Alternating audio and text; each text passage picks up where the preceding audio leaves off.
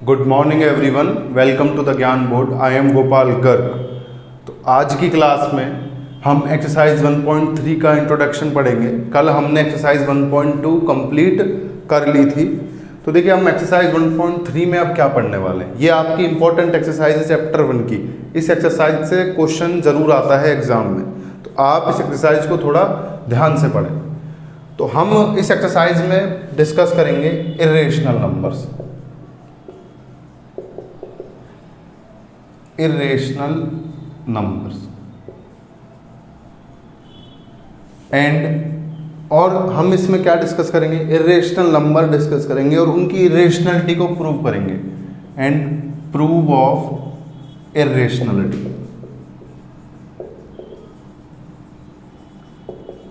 कहने का मतलब हमें पता है कि रियल नंबर दो तरह के होते हैं आपके।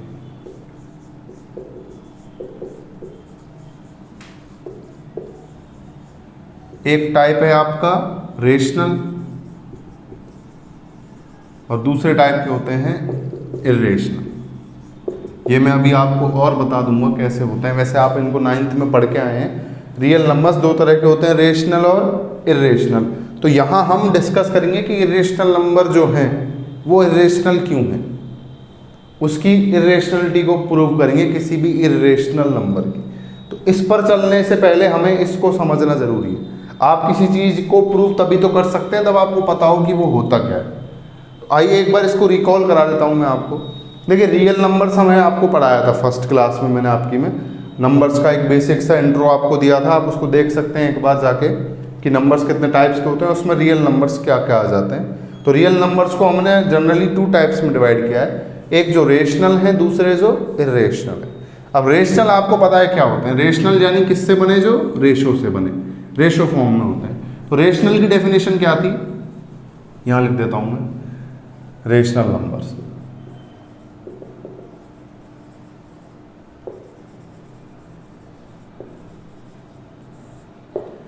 कौन सी फॉर्म में होते हैं ये, P अपॉन Q की फॉर्म में होते हैं। P अपॉन Q फॉर्म में होते हैं। Q क्या नहीं होता है, 0 नहीं होना चाहिए। Q should not equals to 0 has P upon Q form. और P और Q क्या होते हैं, P and Q are integer. P और Q आपके हो जाते हैं इंटीजर्स। ये आपके हो जाते हैं भाई रेशनल नंबर्स। इंटीजर्स आपको पता ही है सारे, माइनस नंबर्स, 0 एंड प्लस के नंबर्स। ये इर्रेशनल बना देते हैं। तो इर्रेशनल क्या है, देखो इर्रेशनल इसका अपोजिट है। अब अपोजिट आप कैसे कहेंगे, अगर rational P upon Q form में है तो irrational P upon Q form में नहीं हो सकते। अच्छा एक बार P अपॉन Q फॉर्म देख लेते हैं अपन। मैंने नंबर लाइन से एक नंबर उठा लिया 3 और दूसरा नंबर उठा लिया 2। P 3 कर दिया और Q की वैल्यू 2 लिख दी। Q 0 नहीं है तो Q 0 नहीं है। तो ये एक आपका कैसा नंबर है, ये एक आपका है रेशनल नंबर।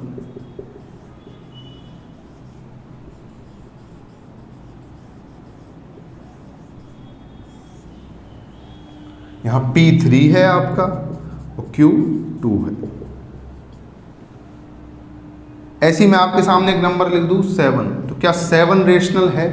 तो आपको हर नंबर अगर P अपॉन Q फॉर्म में ला सको तो वो रेशनल होता है। तो देखिए आप 7 के नीचे 1 ले सकते हैं। मैंने आपको समझाता हूँ बार बार कि मैथ में आप वैल्यू चेंज नहीं हो तो कुछ भी चेंजेस कर सकते हैं। तो किसी भी नंबर के अपॉन में अगर 1 करेंगे तो आंसर वापस 7 आएगा, 1/7 अपॉन 1 से। तो ये भी अब एक रेशनल नंबर की फॉर्म बन गई।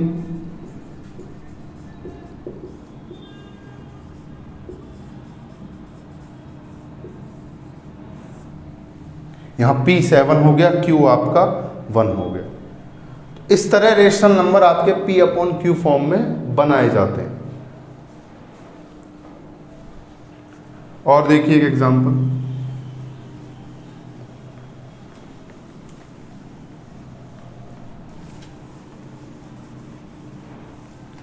मैं आपसे बात करूं नंबर 1/2। 1/2 क्या रेशनल है P अपॉन Q फॉर्म है, Q 2 है, 0 नहीं है। Q 0 नहीं होने का मतलब मैं आपसे कहूं कि 17/0 रेशनल नहीं है, क्योंकि Q क्या हो गया 0। ये बात हमने यहां लिखी है। अब देखिए ये 1/2 है, मैं अगर 2/4 लिख दूं तो इसकी वैल्यू भी 1/2 ही आएगी। 2 1 ज़ा 2, 2 2 ज़ा 4। ऐसे अगर मैं लिख दूं 3/6 तो ये भी 1/2 आता है। 4/8, 5/10, ऐसे आप कितने भी नंबर्स ऐसे लिख सकते हो जिनकी वैल्यू कितनी आएगी, 1/2 ही आएगी, सॉल्व होके सिंपल होकर। सिंपल होने से मतलब आप इनको सेम नंबर से कट कर सकते हो। तो क्या ये सब क्या है, तो ये भी एक रेशनल नंबर है, ये भी एक रेशनल है, ये भी एक रेशनल, लेकिन सबकी वैल्यू क्या है, इक्वल है। तो ये आप क्या कह सकते हो, equal fraction of a rational number. ये सब रेशनल नंबर की एक की ही फॉर्म है, यानी ये सेम रेशनल नंबर हैं, बस इनके फ्रैक्शन अलग अलग हो जाते हैं। तो ये एक रेशनल नंबर को ही रिप्रेजेंट कर रहे हैं, दैट इज 1/2। तो हम कौन सा यूज करते हैं, तो देखिए आप क्या करते हो, जो अपन ये P/Q फॉर्म की बात करते हैं या नंबर लाइन पर जब हम रेशनल नंबर को लिखते हैं तो हम इन वाली फॉर्म्स को काम नहीं लेते, हम उस फॉर्म को काम लेते हैं जो बिल्कुल सिंपलेस्ट होती है। और सिंपलेस्ट फॉर्म ये रही,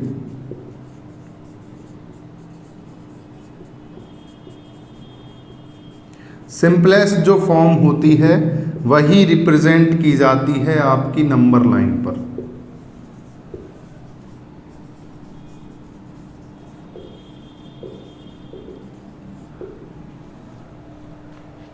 जैसे मैं आपके सामने और एक लिख दूं 8/24, तो ये रेशनल नंबर है लेकिन इसकी सिंपलेस्ट फॉर्म हो सकती है 8 1 ज़ा 8, 8 3 ज़ा 24, 1/3।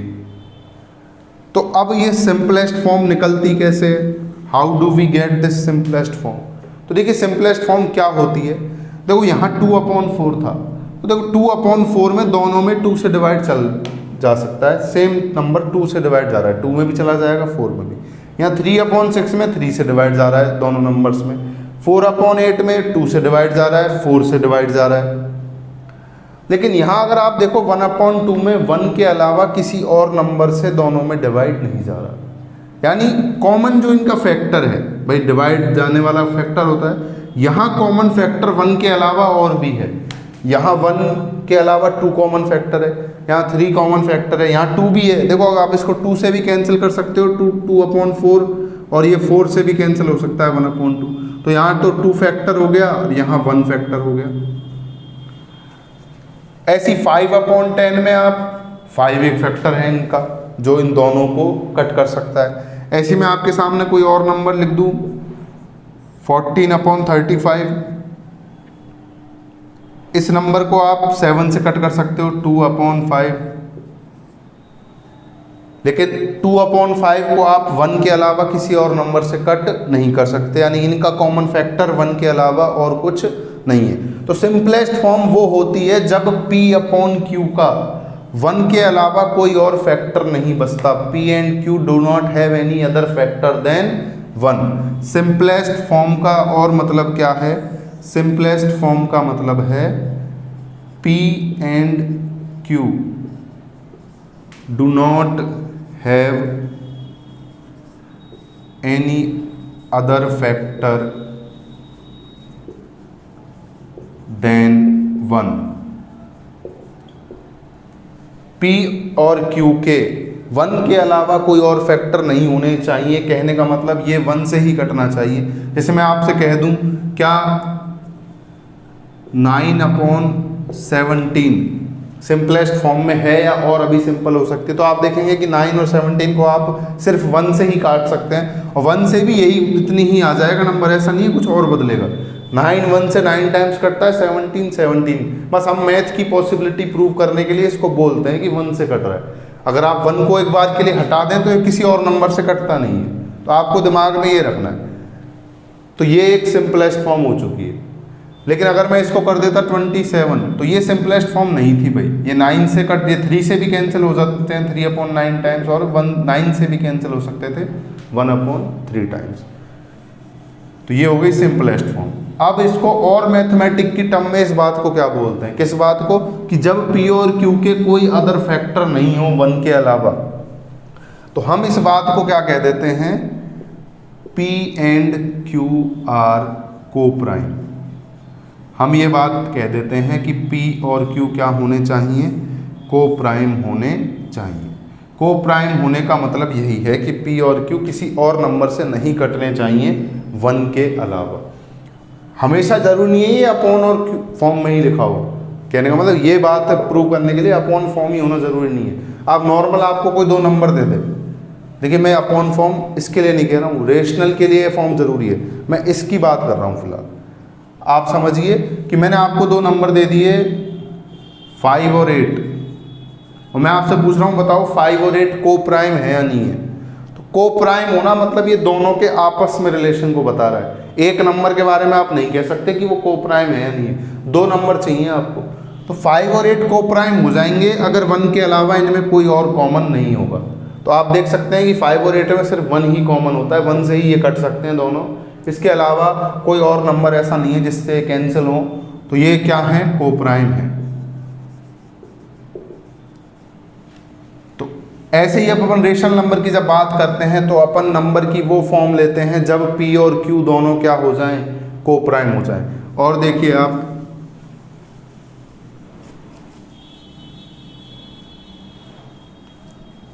मैंने आपके सामने लिख दिया 26/50।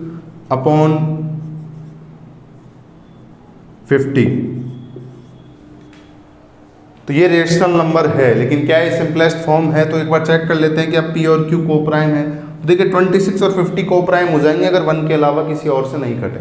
लेकिन आप यहाँ देखेंगे कि ये दोनों 2 से कैंसिल हो सकते हैं, 13/25, 2 से 26 13 टाइम्स और 50 आपका 25 टाइम्स कैंसिल हो सकता है। तो ये आपके क्या नहीं है, को प्राइम ये नहीं थे। लेकिन अब यहाँ देखिए आप 13 और 25 क्या ऐसा कोई नंबर है जो दोनों को डिवाइड कर सके 1 के अलावा। तो आप पाएंगे कि यहाँ ऐसा कोई नंबर नहीं है 1 के अलावा जो दोनों को क्या कर दे, डिवाइड कर दे। तो ये आपके अब की बार को प्राइम हो जाते हैं। तो ये सिंपलेस्ट फॉर्म आ जाती है।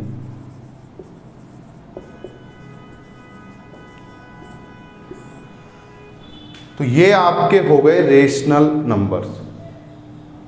अब हम आगे बात करेंगे इर्रेशनल नंबर्स की। यहां आपने 2 बातें सीखी, एक तो P अपॉन Q फॉर्म क्या होती है और P और Q के को प्राइम होने का क्या मतलब है। अब हम इर्रेशनल में इन बातों को यूज करेंगे, तो ध्यान से समझिएगा कि इर्रेशनल नंबर होने का क्या मतलब है।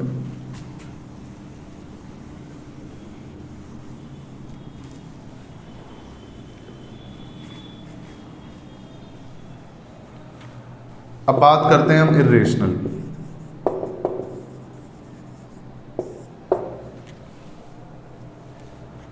तो देखिए जो नंबर रेशनल नहीं है वो कौन सा हो जाएगा, इर्रेशनल, क्योंकि नंबर 2 ही टाइप के हैं, रेशनल और इर्रेशनल।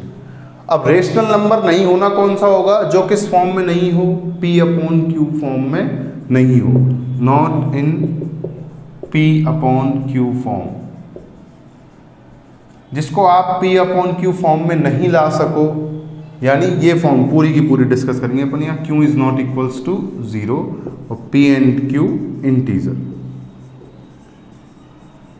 इस पूरी की पूरी फॉर्म में जो नंबर नहीं बनाया जा सके, P upon Q form, Q is not equals to 0 होना चाहिए और P और Q इंटीजर। अगर कोई नंबर ऐसा नहीं बनाया जा सकता तो वो क्या हो जाएगा, इर्रेशनल नंबर हो जाएगा।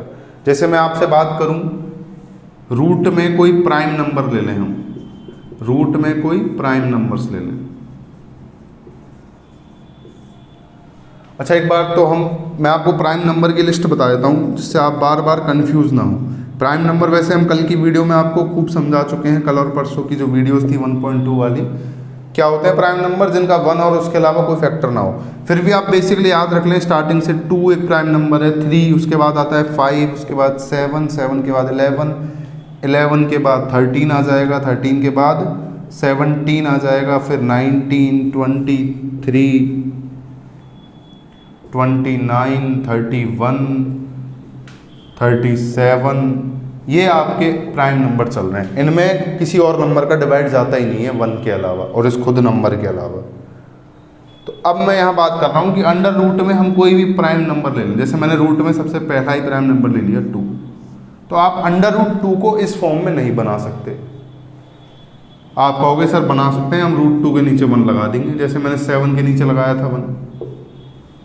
ठीक है, लगा दिया आपने 1, q is not equal to 0 आ गया, लेकिन p क्या होना चाहिए? इंटीजर। और इंटीजर में हमने रूट के नंबर नहीं पढ़े, इंटीजर में हमने माइनस के नंबर पढ़े थे, -4, -3, -2, -1, 0 पढ़ा, प्लस के नंबर पढ़े। तो ये p, ये भी बात फॉलो होनी चाहिए ना, p और q क्या होने चाहिए? इंटीजर। तो q तो चलो इंटीजर भी हो गया और नॉट इक्वल टू 0 भी हो गया, लेकिन p इस फॉर्म में नहीं। तो ये आपका एक कैसा नंबर हो जाएगा? इर्रेशनल नंबर है ये।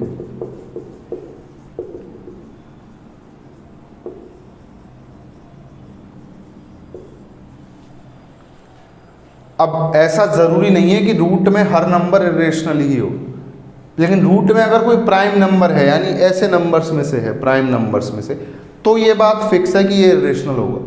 रूट में प्राइम नंबर हमेशा क्या होंगे? इर्रेशनल होंगे। लेकिन मैं आपसे बात करूं, रूट में मैंने नंबर ले लिया 36, तो देखिए रूट 36 की वैल्यू आपको पता है 6 का स्क्वायर होता है 36, तो मैं इसको 6 ला सकता हूँ। जैसे ये 6 आ गया, 6/1, यानी ये एक कौन सा नंबर हो चुका है? रेशनल नंबर, क्योंकि देखिए p/q फॉर्म आ चुकी है, q 0 है नहीं और p और q इंटीजर है, तो यहाँ देखिए q 1 हो गया और p आपका 6 हो गया। मैंने रूट 36 नहीं लिया, मैंने उसकी वैल्यू रख दी 6। तो अब आप अंडर रूट 36 को क्या नहीं कहेंगे? इर्रेशनल नहीं कहेंगे, ये क्या हो चुका है? रेशनल नंबर है। कौन सी फॉर्म में? सिंपल फॉर्म करने के बाद। तो ऐसा नहीं है कि रूट में हर नंबर इर्रेशनल ही होगा, लेकिन हर नंबर रेशनल भी नहीं होगा। रूट में प्राइम नंबर होंगे वो इर्रेशनल होंगे। अच्छा, अब ये भी मत नहीं है कि रूट में सारे नॉन प्राइम नंबर, यानी रूट में अगर यहाँ बात हम तय कर दी कि प्राइम नंबर इर्रेशनल है, तो बिना प्राइम के सब नंबर रेशनल हो जाएंगे, ऐसा भी नहीं है। रूट 36 हो गया था, क्यों हो गया था? क्योंकि ये एक परफेक्ट स्क्वायर है 6 का। लेकिन वहीं अगर मैं बात करूं रूट में 8 की, तो देखिए रूट 8, अब 8 आपका ना तो प्राइम नंबर है, प्राइम नंबर नहीं है 8, आप देख सकते हैं 8 आपका नॉर्मल नंबर होता है, डिवाइड हो जाता है 4 से भी, 2 से भी, कंपोजिट नंबर है।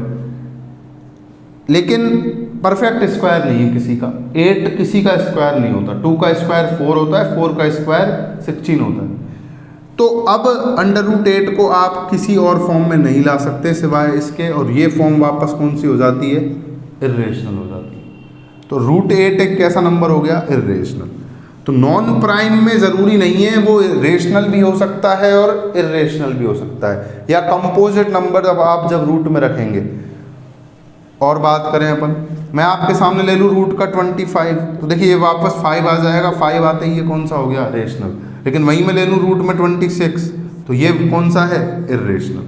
और ये क्या था? रेशनल। तो अब हम प्राइम का मैंने फिक्स कर दिया, मैंने आपके सामने रूट में ले लूँ 37, प्राइम नंबर है, आपको पता है 37, तो बिना टेंशन लिए इसको आप क्या कह देंगे? इर्रेशनल। अब बात करें कंपोजिट के लिए आप क्या कहेंगे, तो देखिए कंपोजिट के लिए आप क्या बात कहेंगे? तो ओवरऑल अगर हम देखें तो अंडर रूट में अगर परफेक्ट स्क्वायर नंबर है, परफेक्ट स्क्वायर है किसी नंबर का, तो वो क्या हो जाता है? रेशनल में बदल जाता है। बट अंडर रूट में अगर परफेक्ट स्क्वायर नहीं है,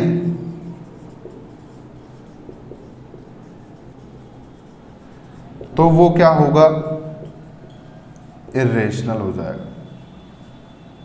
अब आप देखिए परफेक्ट स्क्वायर लीजिए कोई, मैं रूट में और ले लेता हूँ 64 आपको पता है 8 का स्क्वायर होता है, तो ये 8 बन जाएगा, तो ये क्या हो सकता है? Rational. Not a perfect square लीजिए, तो जितने भी प्राइम नंबर हैं वो किसी के स्क्वायर नहीं होते, तो वो ले सकते हैं। प्राइम नहीं लेना, फिर भी कोई नंबर लेना चाहते हैं, तो ऐसा नंबर ले लीजिए जो प्राइम भी नहीं हो, कंपोजिट हो, लेकिन किसी का स्क्वायर भी नहीं होना चाहिए। 40 ले लिया मैंने, 40 किसी का स्क्वायर भी नहीं है और प्राइम भी नहीं है, लेकिन ये अभी भी कैसा रहेगा? इर्रेशनल रहेगा। तो ये एक फॉर्म हो गई इर्रेशनल की। एक एग्जांपल हो गए रूट में नंबर्स। तो रूट में जो not a perfect square number होंगे वो आपके सब कैसे हो जाएंगे, इर्रेशनल। इसके अलावा आपने क्लास 9th में डेसिमल एक्सपेंशन के बारे में और पढ़ा था, इनके रेशनल और इर्रेशनल के। याद नहीं है तो अपनी बुक खोलना 9th की, एक्सरसाइज जो 1 है नंबर सिस्टम, उसके इंट्रोडक्शन में आपको ये बात मिलेगी कि इर्रेशनल और रेशनल के डेसिमल एक्सपेंशन क्या होता है। तो एक वैल्यू तो आपने क्या लिखी, रूट के जो नंबर्स हैं। अच्छा, रूट के अब मैं √2, √3, √5 ये सब आपके क्या हैं, इर्रेशनल। तो मैं इनको जनरली क्या लिख सकता हूँ, √p कैसा होता है, इर्रेशनल एग्जाम्पल में आ जाता है। एग्जाम्पल अगर आप लें तो √2, √5 ये सब इर्रेशनल है, p प्राइम है आपका। उसके बाद एक और तरह के क्या देखिए इर्रेशनल और कौन से होते हैं। देखो मैं पॉइंट के एक नंबर लूँ 1.5, मैं आपसे पूछूँ ये रेशनल है या इर्रेशनल है या रेशनल है, तो आप देखिए यहाँ पॉइंट आप हटाएंगे तो नीचे 10 आ जाएगा, तो 15/10, 15/10 को आप 5 से कैंसिल कर सकते हैं, 3/2। तो ये कौन सा नंबर हो चुका है, रेशनल नंबर हो चुका है। तो क्या लिया था हमने यहाँ, 1.5 लिया था। तो ऐसे डेसिमल नंबर्स जिनके डेसिमल एक्सपेंशन टर्मिनेट हो जाएं, यानी पूरे हो जाएं, टर्मिनेटिंग या कंप्लीटिंग, यानी रुक गए, टर्मिनेट हो गए। और अब मैं आपके सामने एक नंबर ले लूँ 10/3, मैं 10/3 आपके सामने, आपको दिख रहा है कैसा नंबर है, रेशनल नंबर है 10/3 आपका। इसको मैं अगर डिवाइड करूँ तो देखिए आपको पता है कितनी बार डिवाइड जाएगा, 3 3 9, 1 बचेगा, पॉइंट लगा देंगे, 0 आ जाएगा, 3 3 9 3, ये आपको पता है, ये ऐसे चलता रहता है। था तो रेशनल नंबर, यहाँ से आप देख सकते हैं 10/3 क्या था, एक रेशनल नंबर था, पर उसका एक्सपेंशन क्या आया 3.333, और ये बार बार क्या रिपीट हो रहा है, 3 रिपीट हो रहा है। तो ये ना तो टर्मिनेट तो नहीं हुआ, लेकिन कैसा रहा, रिपीटिंग। इसको हम क्या बोला करते थे, नॉन टर्मिनेटिंग। भाई टर्मिनेट ये हुआ नहीं, पूरा ये हुआ नहीं, और लेकिन रिपीट होता गया, तो रिपीटिंग, नॉन टर्मिनेटिंग, रिपीटिंग, या इसको क्या कह देते हैं अपन, रिकरिंग। तो ऐसे जो डेसिमल एक्सपेंशन होते हैं या तो टर्मिनेट हो जाएं, पूरे पूरे हो जाएं, या नॉन टर्मिनेट हों लेकिन रिपीट हो रहे हों, डेसिमल एक्सपेंशन रिपीट। यहाँ रिपीटिंग डिजिट को आप बार लगा के भी शो करा करते थे। तो ये जो दोनों टाइप्स के नंबर हैं ये आपके होते हैं रेशनल एक्सपेंशन। तो इन नंबर्स को हम कहते हैं रेशनल। लेकिन कुछ नंबर्स के डेसिमल एक्सपेंशन ना तो टर्मिनेट होते हैं और ना ही रिपीट होते हैं। जैसे मैं आपके सामने एक नंबर लिख दूँ 2.1 2 3 4 5 6, ये चलता ही जा रहा है, ना तो यहाँ ये टर्मिनेट हो रहा है, ना ही ये नंबर कोई सा रिपीट हो रहा है। तो इस तरह का जो एक्सपेंशन है, इस तरह के जो नंबर हैं, वो कौन से कैटेगरी में आ जाते हैं, इर्रेशनल नंबर की कैटेगरी में आ जाते हैं। इसके अलावा पाई, अब पाई की वैल्यू आपने 3.14 पढ़ी है, लेकिन वो पूरी कंप्लीट वैल्यू थोड़ी होती है, आपको पता है बहुत बड़ी वैल्यू होती है पाई की, इसके बाद भी चलता है नंबर। तो ये भी एक कैसे नंबर में आ जाता है, इर्रेशनल नंबर में आ जाता है। 22/7 मत समझना इसको, 22/7 कहीं आपको सर 22/7 भी तो होता है और ये तो रेशनल हो जाएगा, P22 हो गया, Q7, ये भी हमने एज्यूम किया है, इसके इक्वल होता है लगभग, कंप्लीट वैल्यू ये नहीं है।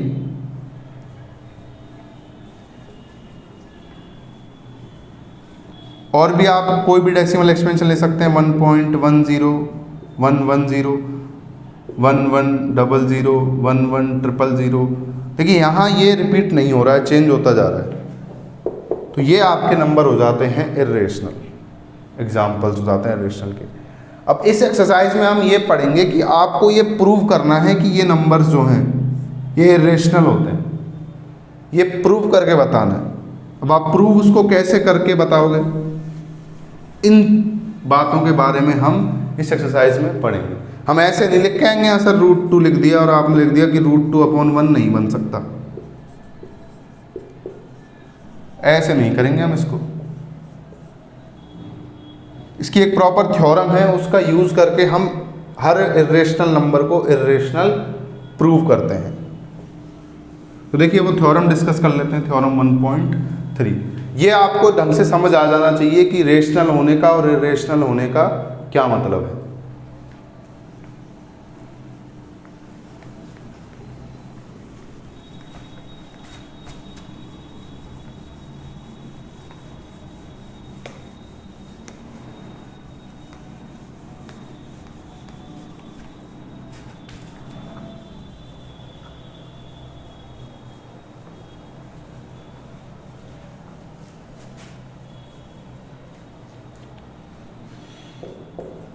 देखिए थ्योरम 1.3,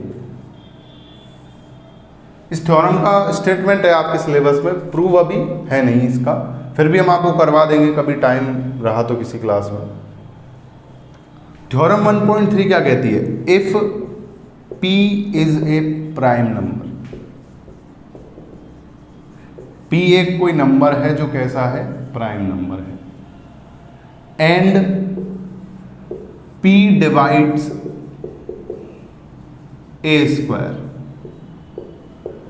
और कोई P का डिवाइड चल जाता है ए के स्क्वायर में, ए कोई दूसरा पॉजिटिव इंटीजर है, देन P डिवाइड्स ए, तो P का डिवाइड ए में भी जाएगा, where A is any positive integer.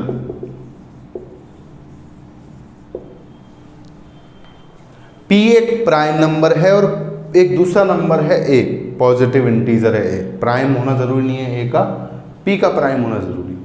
तो अगर ए का स्क्वायर हम करें और उसमें P का डिवाइड चला जाए तो ए में भी P का डिवाइड जाएगा। एग्जांपल देखिए आप, मैंने प्राइम नंबर ले लिया 5, P की वैल्यू ले ली 5, ये 5 आपका प्राइम नंबर हो गया। अब मुझे एक नंबर ए ऐसा लेना है कि ए के स्क्वायर में 5 का डिवाइड जाता हो, तो आप देखिए कोई ऐसा नंबर परफेक्ट स्क्वायर देख लीजिए जिसमें 5 का डिवाइड जाता है। मैं ले लेता हूँ 10, ए की वैल्यू में ले लेता हूँ 10, तो ए स्क्वायर कितना हो जाएगा आपका? 10 स्क्वायर मतलब 100। तो क्या P ए स्क्वायर को डिवाइड करता है? पहले हमें यहाँ देखना है, फिर हम यहाँ आएंगे। तो अगर P आपका ए स्क्वायर को डिवाइड कर रहा होगा और P अगर प्राइम होगा तो ये थ्योरम में कहती है कि P ए को भी डिवाइड करेगा। तो आप देखिए क्या ए स्क्वायर अपॉन P हो पा रहा है कंप्लीट डिवाइड? तो ए स्क्वायर की वैल्यू है 100 अपॉन P की वैल्यू 5, बिल्कुल चला जाता है 20 टाइम्स। तो अगर ए स्क्वायर में P का डिवाइड जा रहा है, if A square is divisible by P, then तो ये इंप्लाइज क्या करता है कि P जो है वो ए को भी डिवाइड करेगा, P जो है वो ए को भी डिवाइड करेगा। तो हम देखें यहाँ कर रहा है कि डिवाइड नहीं कर रहा, बिल्कुल कर रहा है। देखिए ए अपॉन P भी अगर आप करेंगे 10 अपॉन 5 कितना आता है? 2, डिवाइड जा रहा है। ये हर नंबर्स के लिए ट्रू है। अगर आप ये कंडीशन, आप ए की वैल्यू मत लीजिए, कोई भी स्क्वायर नंबर आपको लेना है खुद से मत मानिए। अब की बार मैं कोई दूसरा नंबर ले लेता हूँ, प्राइम नंबर मैंने ले लिया 3, और मैंने एक दूसरा ए स्क्वायर की वैल्यू ले ली 81। तो अगर P ए स्क्वायर को डिवाइड करता है तो क्या कर रहा है कि देखिए a square upon P is equals to 81 upon 3 is equals to 27 times divide करता है। तो अगर ए स्क्वायर को P डिवाइड करता है, P एक प्राइम नंबर है, तो P आपका ए को भी डिवाइड करेगा। तो ए क्या होगा यहाँ से? ए हो जाएगा आपका √81 होता है आपका 9। देखिए ए अपॉन P आता है कि कंप्लीट डिवाइड 9 अपॉन 3, यस 3।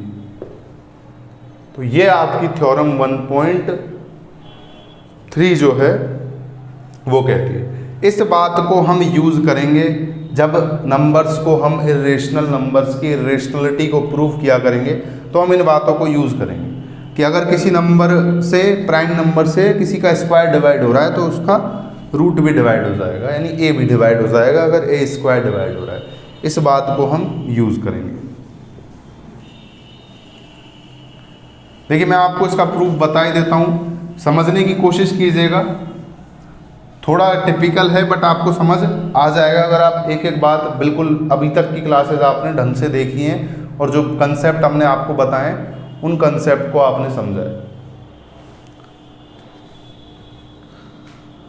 तो देखिए हम एक नंबर ले लेते हैं a, let a is any positive integer. a आपका कोई भी पॉजिटिव इंटीजर है तो हमने ले लिया, सच दैट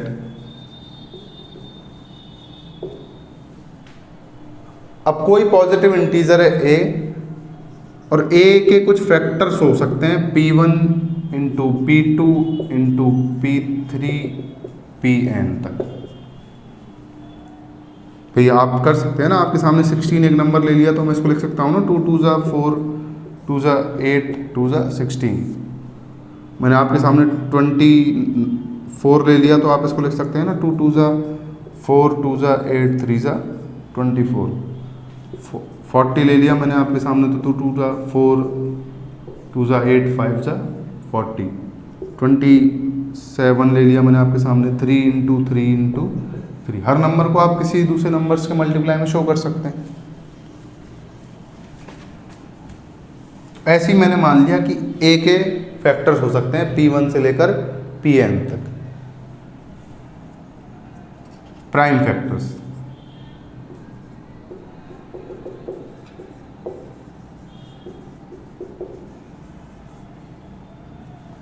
p1 से pn तक क्या है आपके प्राइम नंबर्स हो सकते हैं और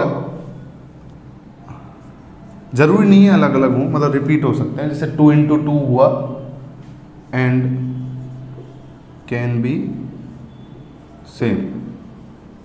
कहने का मतलब प्राइम नंबर होना चाहिए, इसको आप पूरे को 2 इंटू 2 भी ले सकते हैं, चाहे 3 इंटू 3 इंटू 3 भी आ सकता है, बट हम ऐसा रिप्रेजेंट कर सकते हैं। ये हमने मान लिया बस एक नंबर a के बारे में। अब अगर मैं a स्क्वायर करूँगा तो देखिए a स्क्वायर क्या होता है, a इंटू a, मतलब p1 into p2 n times जो भी आएंगे जितने भी होंगे, इंटू में यही आ जाएगा same p1 into p2 n times. जैसे मैं आपसे कहूँ कि 6 है, 6 के क्या फैक्टर होते हैं 2 इंटू 3, तो अगर मैं 6 स्क्वायर करूँ तो मैं 6 इंटू 6 करूँगा, मतलब मैं क्या करूँगा 2 इंटू 3 इंटू 2 इंटू 3। यही तो मैं कर रहा हूँ, यही तो मैंने यहाँ लिख दिया। अच्छा मैं इस बात को और क्या लिख सकता हूँ, देखिए ये p1 और ये p1 मल्टीप्लाई में ही है तो मैं इसको क्या लिख सकता हूँ p1 स्क्वायर। जैसे मैं यहाँ इसको क्या लिख सकता था 2 स्क्वायर इंटू ये 3 और 3 स्क्वायर बन सकता है, ऐसे यहाँ भी क्या बन सकता है इंटू p2 स्क्वायर। ऐसे ही चलता रहेगा ये इंटू कहाँ तक चल जा सकता है pn स्क्वायर। तो a स्क्वायर की ये वैल्यू हो जाएगी, अगर a के ये फैक्टर्स हैं तो a स्क्वायर के लिए ये वैल्यू आ जाएगी p1 square p2 square into pn square. ये आपको यहाँ से समझ आ रहा होगा। अब देखिए आप आगे,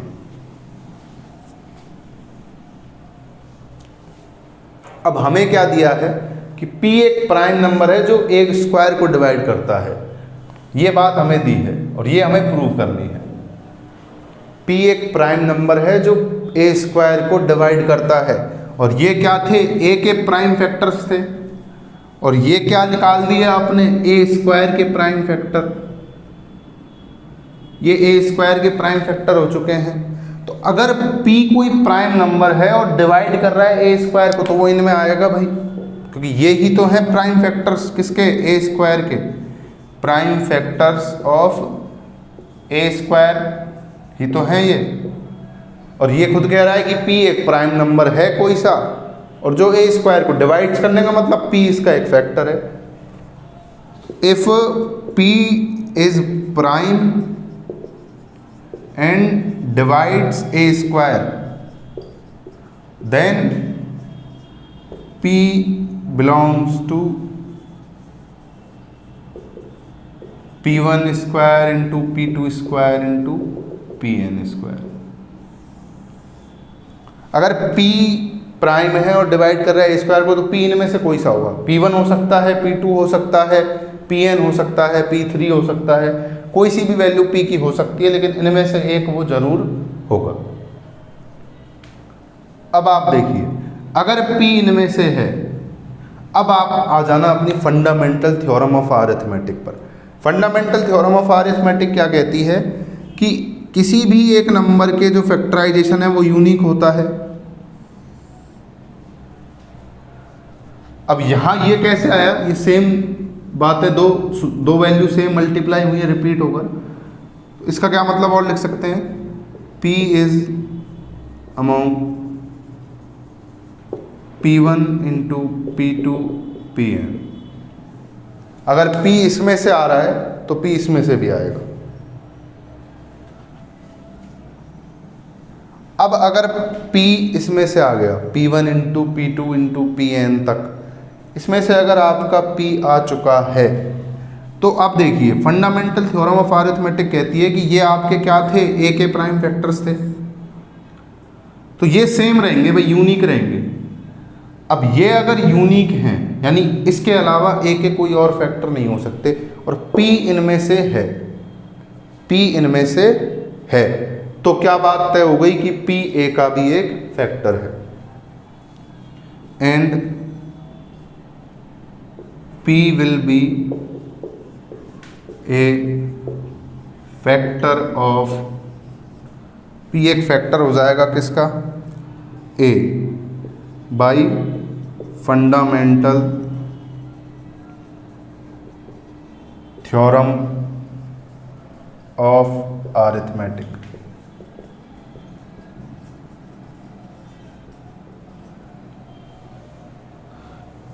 हैंस अब P एक फैक्टर हो गया A का, P क्या करेगा, A को डिवाइड करेगा, हैंस P डिवाइड्स A।